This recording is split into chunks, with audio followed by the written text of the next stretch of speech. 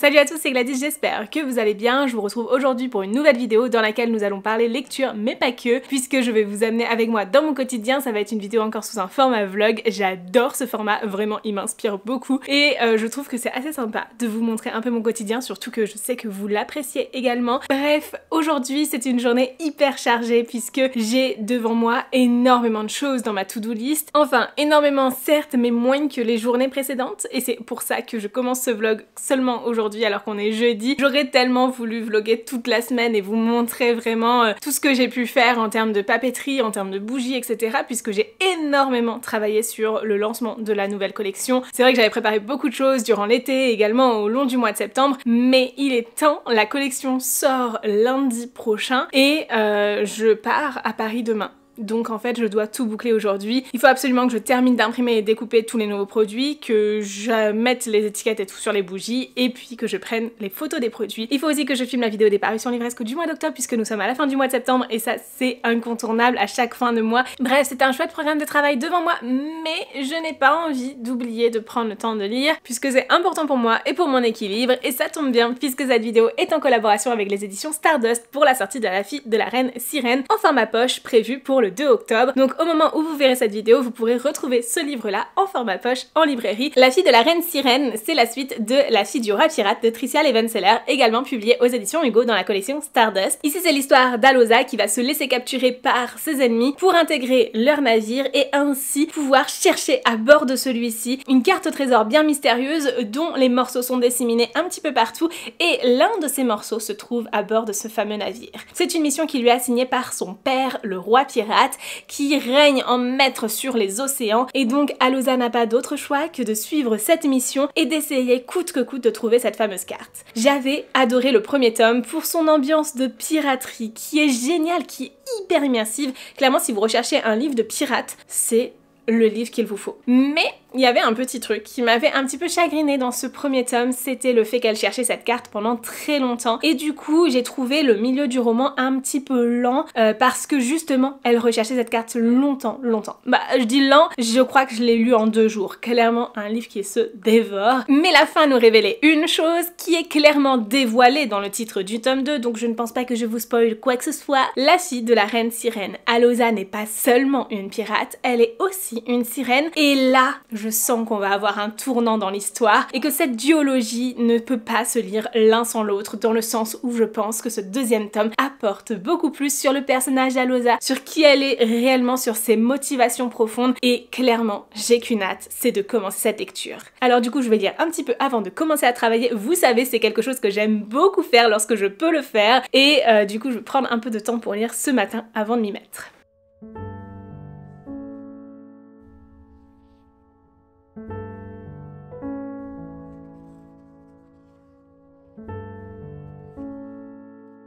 Je viens de lire les 2 premiers chapitres, j'en suis à la page 43, c'est hyper prenant, ça commence tellement avec beaucoup d'action. Je pense quand même que c'est intéressant d'avoir bien en tête ce qu'il s'est passé dans La fille du roi pirate, et surtout d'avoir en tête un peu le nom des personnages parce que c'est pas forcément rappelé. En tout cas, on commence vraiment à la suite du tome précédent. C'est vraiment, comme je vous le disais, 2 tomes qui paraissent indissociables l'un de l'autre. En tout cas, je sens que je vais adorer parce que là, rien qu'avec ces 2 chapitres, je suis retournée, replongée dans cette ambiance de piraterie que j'avais adorée dans le premier tome, et je pense que ça peut être très intéressant de découvrir Alosa sous un autre angle et non plus uniquement motivée par sa quête justement de retrouver cette carte pour pouvoir réussir la mission qui lui est assignée par son père, mais aussi de la retrouver avec cette responsabilité de capitaine d'un navire, etc. et qui va être bien différente mine de rien. En tout cas, j'ai hâte de découvrir la suite, donc comme j'ai encore un petit peu de temps devant moi avant de me mettre à travailler, je vais lire encore 1 ou 2 chapitres je pense.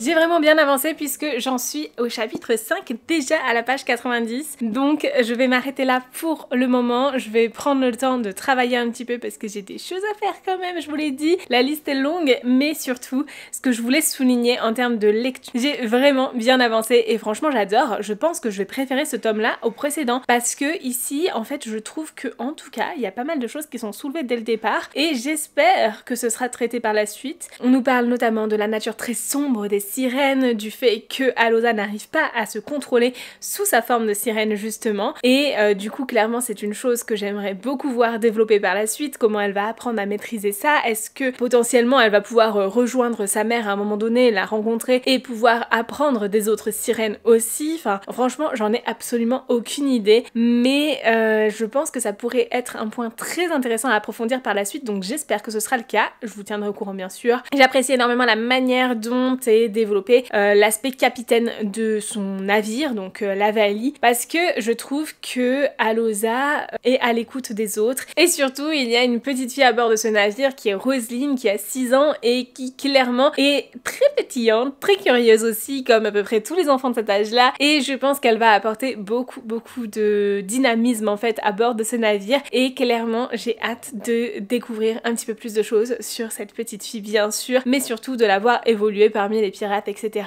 Je suis également bien curieuse de voir comment la relation entre Alosa et Ridan va évoluer par la suite. Pour le moment, clairement c'est pas trop ça, voilà.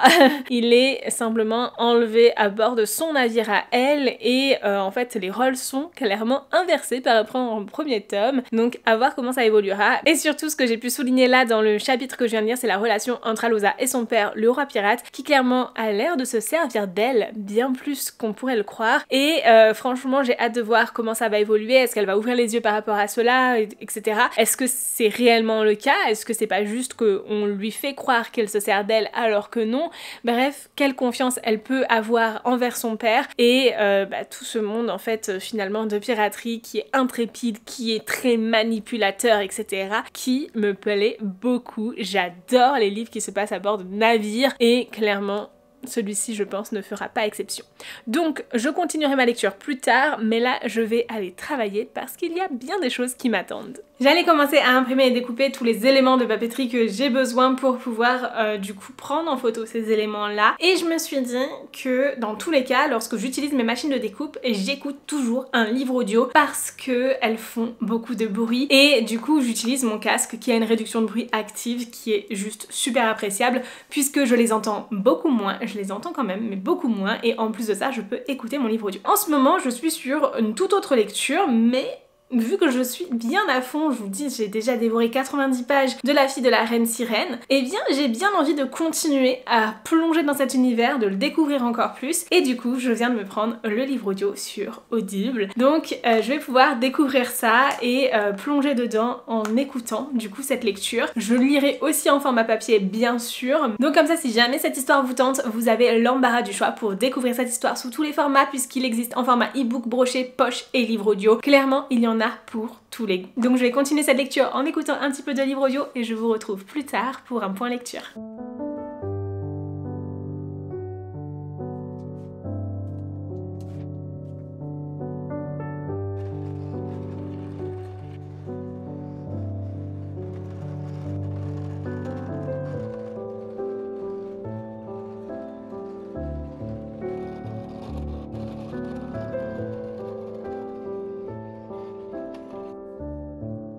Oh mon dieu, ça va tellement vite, mais en même temps c'est très cohérent. J'ai trop hâte d'en savoir plus sur la mère d'Alosa, d'en savoir plus sur les sirènes. C'est juste incroyable, je suis tellement à fond dedans.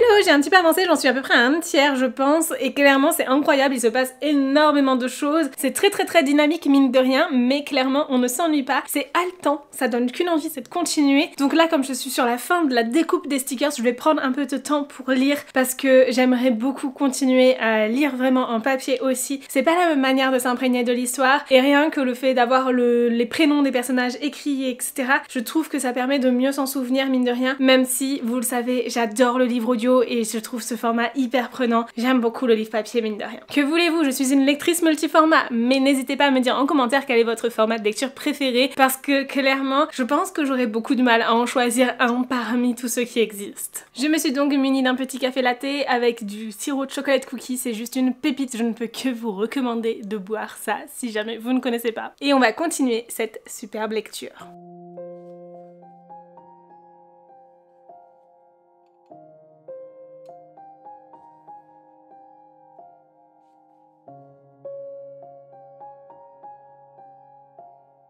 Cette partie-là est complètement folle, il se passe un milliard de choses entre la tempête, les choses à gérer, les sentiments et les relations qui se développent entre les personnages, le fait que voilà, il y ait une attache un peu plus profonde qui commence à s'instaurer. J'aime beaucoup le personnage de Rieden et j'ai hâte de voir vers où va mener cette relation entre Rieden et Allosa qui clairement je pense sera un enemies to lovers mais qui est très slow burn et qui prend vraiment son temps pour progresser entre les trahisons, entre le fait que Rieden est vraiment très dévoué à son frère etc. C'est franchement super intéressant, sans compter qu'Allosa il lui arrive vraiment plein de choses. C'est difficile de vous en dire plus parce que j'ai pas envie de vous spoiler non plus, c'est toujours très particulier de partager son avis au fur et à mesure d'une lecture comme ça sans vous en dire trop et sans vous spoiler, contrairement à lorsque voilà on a fini et qu'on partage un ressenti général sur l'ensemble du livre. C'est un peu plus particulier d'en parler au fur et à mesure lorsqu'on avance, mais franchement je suis à fond, complètement à fond, il se passe un milliard de choses alors je vais retourner lire.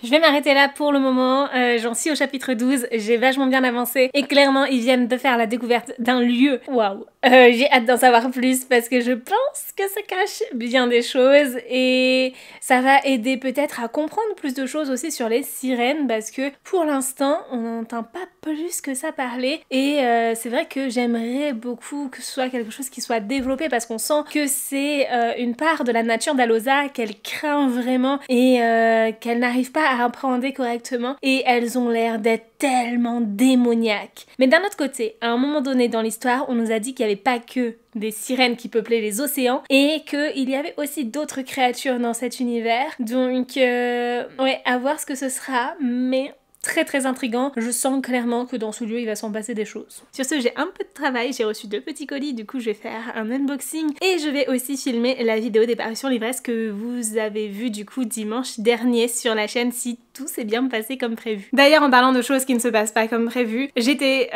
supposée recevoir dans les jours à venir une commande que j'ai passée auprès d'un fournisseur en fait pour vous proposer des bloc-notes sur la boutique. J'ai reçu hier l'un d'entre eux mais j'avais commandé 3 modèles différents et normalement ça devait être livré au plus tard pour aujourd'hui ou demain, je sais plus exactement, mais il s'avère que le reste de ma commande sera livré lundi. Donc j'ai 2 produits qui arriveront chez moi que lundi, mais c'est lundi que je veux sortir ma collection. Du coup je vais avancer quand même le plus possible dans ce que je peux faire mais en mettant un peu moins de pression par rapport à ça, dans le sens où j'aurai peut-être quelques jours supplémentaires pour avancer dessus puisque il est fort probable que la collection soit décalée. Du coup j'ai 2 options.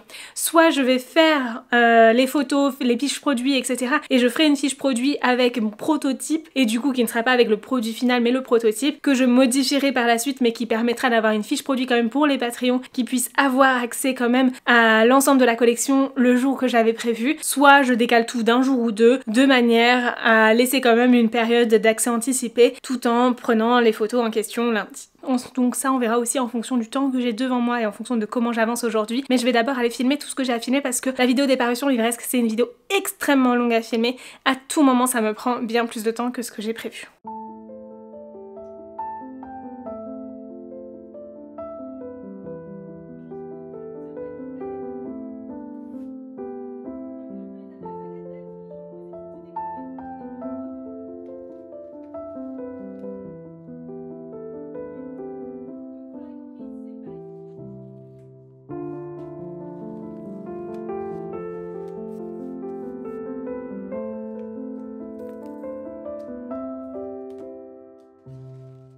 Hello, du coup j'ai continué à avancer dans cette lecture, j'en suis maintenant ou 2/3 à peu près. C'est juste incroyable, il se passe tellement de choses. C'est difficile de vous en parler sans spoiler tout ce qui se passe, mais clairement, oui, il y a bien un type de créature bien particulier en plus.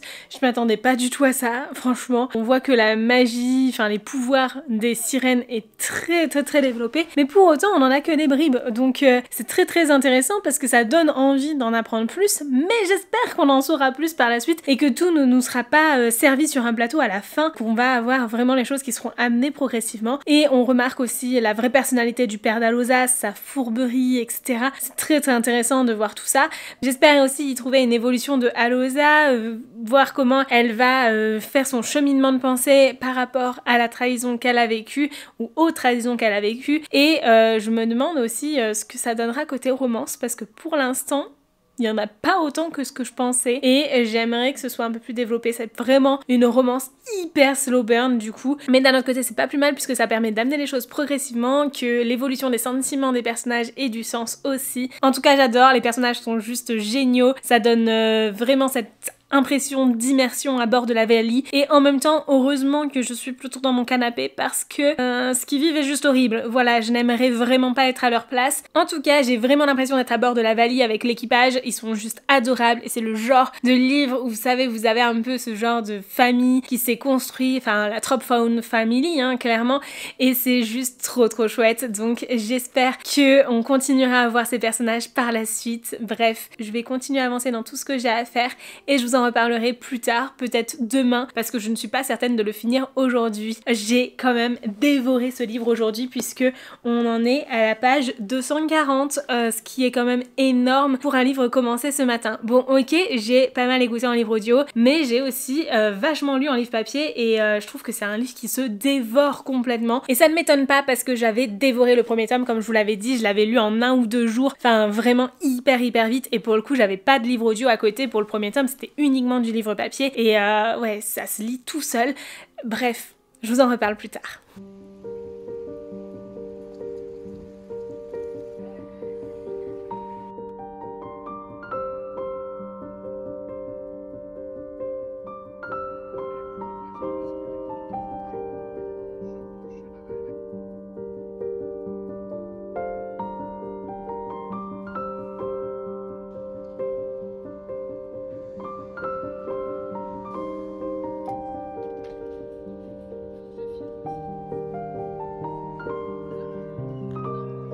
Hello, comme vous le voyez, du coup, je suis sur Paris, donc je ne suis pas chez moi, je suis dans un Airbnb. Le but, ça va être ici de filmer une interview que vous allez voir prochainement sur la chaîne.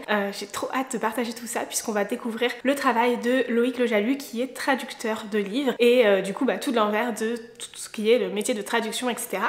Mais avant ça, je voulais vous parler de La fille de la reine sirène que j'ai terminée dans le train en venant sur Paris. Comme vous l'avez vu, c'est une histoire que j'ai complètement dévorée. Je trouve que ce tome est bien meilleur que le premier. On y trouve beaucoup plus d'aventure, beaucoup plus d'action. C'est hyper prenant avec un rythme très soutenu qui fait qu'il se dévore complètement. On ne voit absolument pas les pages défiler. Et ça, c'est pour mon plus grand bonheur parce que si vous le savez, au début du mois de septembre, j'ai eu une énorme panne de lecture. Et depuis, je cherche des lectures qui s'enchaînent, des lectures qui se dévorent. Et ça me fait un bien fou d'enchaîner les lectures là depuis quelques jours, quelques semaines, et celui-ci en fait bien partie. Ici on est sur un univers de pirates et de sirènes qui est clairement impitoyable, et en plus de ça, eh bien l'autrice n'hésite pas à malmener nos petits cœurs. Du coup, clairement, soyez prêts à laisser derrière vous quelques personnages, mais en même temps, c'est pour le plus grand bien de l'histoire, et j'ai tellement aimé les rebondissements que l'on a ici. En plus de ça, on apprend plus de choses sur le passé familial d'Allosa, sur les conditions des sirènes, sur tout ce qu'il y a au fait autour de l'histoire des sirènes et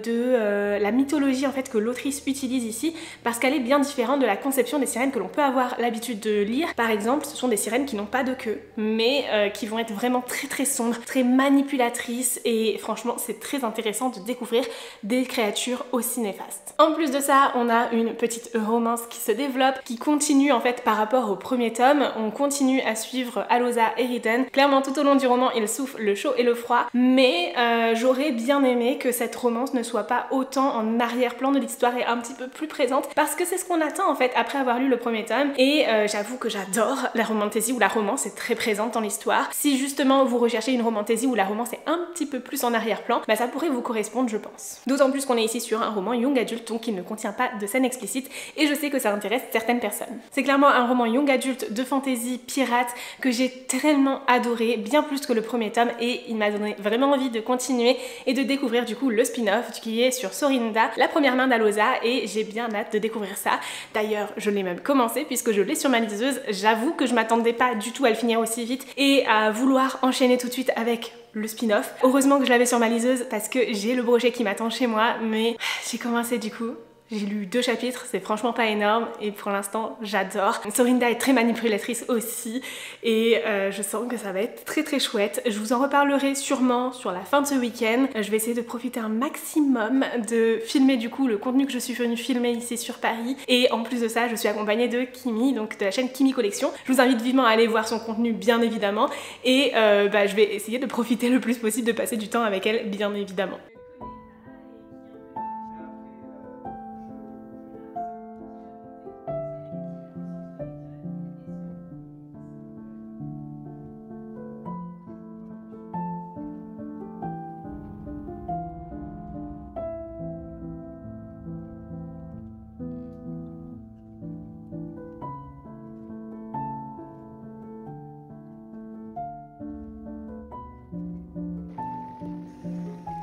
Je viens de rentrer chez moi et j'ai reçu un petit colis. J'ouvre ça tout de suite avec vous.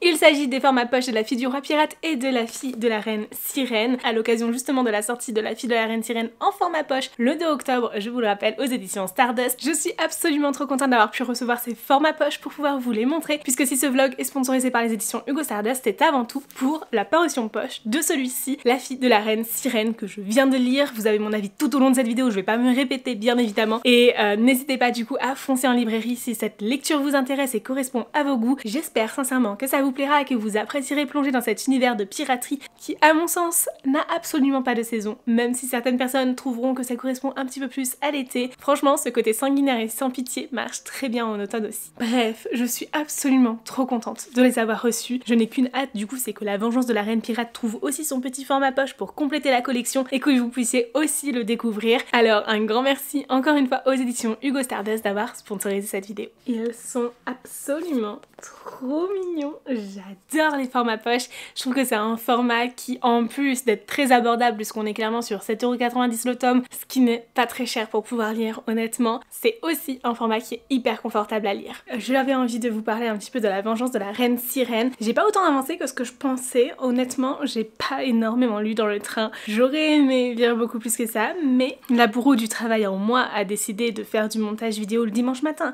C'était une excellente idée, absolument, puisque j'ai avancé à la fois sur ce vlog, j'ai terminé la vidéo qui paraît aujourd'hui au moment où je filme, et du coup dimanche dernier pour vous, et j'ai continué un petit peu à dérusher la prochaine vidéo unboxing. Voilà, donc comme quoi c'était très productif, mais je n'ai pas autant avancé que je le souhaitais dans ma lecture. En tout cas j'aime beaucoup cette suite des aventures, suivre Sorinda, c'est un personnage qui est très intéressant à découvrir, et puis enfin en fait j'adore découvrir des nouveaux personnages dans un univers comme ceci, et en plus de ça on continue à voir Alosa, mais cette fois-ci dans son rôle de reine pirate, où elle va finalement devoir continuer à gérer tout son équipage, mais plus que ça, en fait, l'entièreté de sa flotte, ce qui n'est pas rien, loin de ça. Et j'ai bien hâte de suivre du coup l'aventure de Sorinda. En plus, la romance va être, je pense, très intéressante. En tout cas, j'ai beaucoup d'espoir pour cette lecture et je pense me poser aujourd'hui pour continuer à le lire maintenant que je suis rentrée chez moi et que tout ce que j'avais à faire côté travail est fait. Et je vous ai pas dit, l'interview de Loïc Le Jalut était juste absolument passionnante.